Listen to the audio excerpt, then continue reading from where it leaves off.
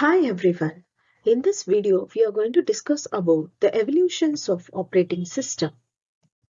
In the evolutions of operating system, we have serial processing, batch systems, multi-programming system, time-sharing system, parallel system, real-time operating system, and distributed system.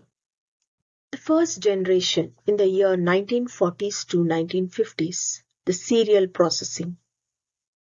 In the serial processing, all the instructions are given in a sequential manner. So they were following this FIFO method. Whatever the program or instruction has come first will be served first. So in the earlier computer, there is no operating system. So the programmer has to directly interact with the hardware parts of the computer. And some time slots. So within that time slot, the particular user can use the computer and leave the computer for the other user. During this allocation time, the user could occupy the computer exclusively and use for their need.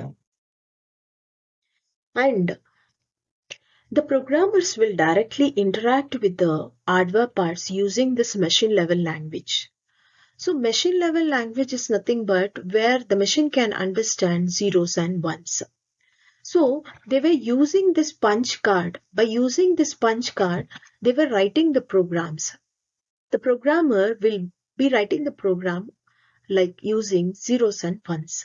So if the punch card has been old, it means that it is 0, and if it is not old, it is 1. The programmer, once the program has been written, it will be loaded to the memory via the card reader, and then it will be sent for the execution.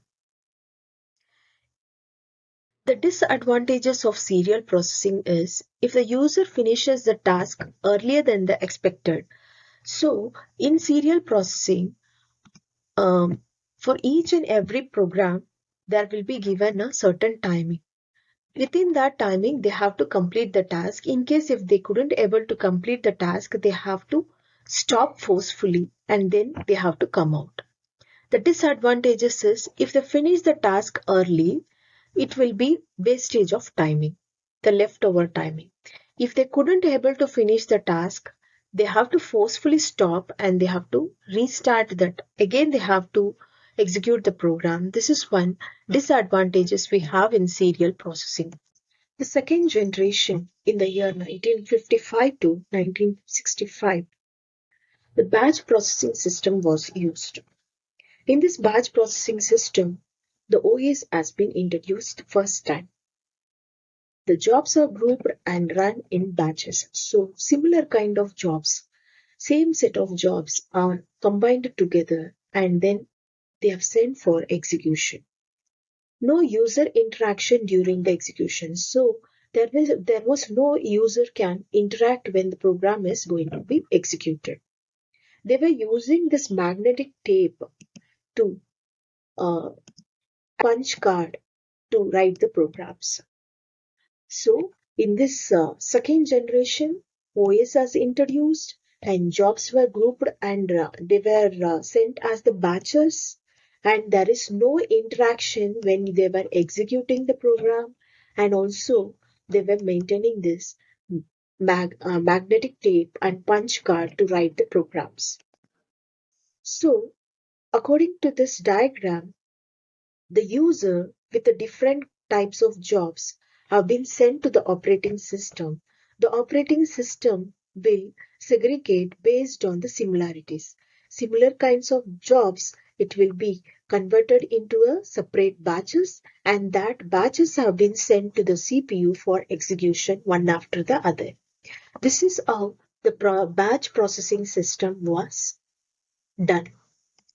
In a simple batch system, there are few steps followed when executing the program. The programmer will submit the punch card. So usually in the first generation and in the second generation, the programmer will write the program using this punch card. And once the program has been written, they submit their punch card for execution. Once it is executed, the similar kind of jobs are grouped in this batch system. So once it has been grouped, it will form a queue. So because in first generation also we were using FIFO, even here also the job which comes first will be served first. One after the another will be served for the execution. And during the execution, the batch monitor is a program. With the help of this monitor, we can execute the program. It is like a kind of operating system which will support to execute the program. And with this monitor program, we will send for execution. Once it is sent for execution, it loads, processed, and unload automatically once the execution of the program done. So the output is being redirected to the printers and or files. Once all the batch in that batch, once all the program jobs execution is done, the output will get all together in a offline mode only. This is how the simple batch system works. This diagram, we have a punch card where we will write the program, and once the punch card after writing the program has been sent using the card reader, it will be stored in the memory and it will be sent for the execution. So what is the advantages of this batch processing system is it increases the performance. Okay, it was possible to start the job as soon as the previous job is finished. So we will utilize the CPU at the maximum level. Scheduling. So we are creating a similar kind of job. We are not putting it into a complicated word. So this is one advantages in batch processing system. It doesn't use critical device management. So only thing is the similar kind of jobs we are just combining together and we are sending it. Apart from this, we are not involving into any critical device management or anything else. So this is the advantages of batch processing system.